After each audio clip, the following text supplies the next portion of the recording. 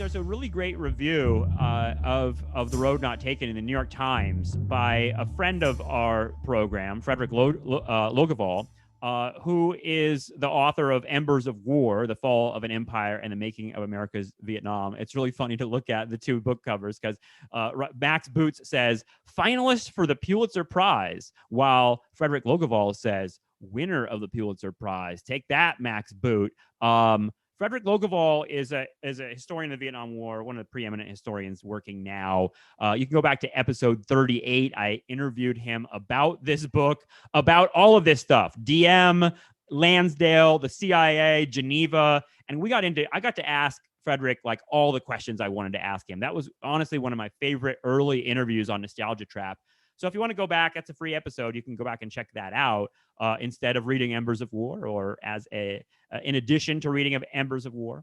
But the reason I bring it up is because, when Max Boot's book came out right here, Logeval wrote the review in the New York Times Book Review, and it's a really smart review. It's got a lot of cool stuff in it, in which he sort of, I think, praises a lot of Boot's work and says, that this is a great history of Lansdale and stuff we've never heard before.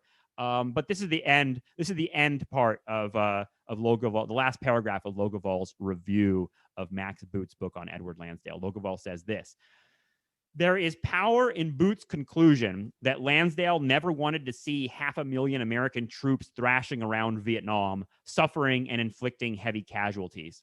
His approach, successful or not, would have been more humane and less costly. In this sense, the Lansdale way was indeed the road not taken. Whether that road would have led to the destination he so wanted to reach, however, is doubtful. As much as this irrepressible Cold Warrior might have thought otherwise, Vietnam for the United States was destined to be what it had always been, a riddle beyond American solution. So that's Logeval's. It tells you a little bit of where he's coming from, in which he's taking the assumption that there was no way for the United States to get what it wanted in Vietnam. And in fact, by attempting to get its way through all this subversion of democracy and ultimately military action, they're going to create one of the worst humanitarian disasters or acts of genocide, depending on how you look at it, in world history.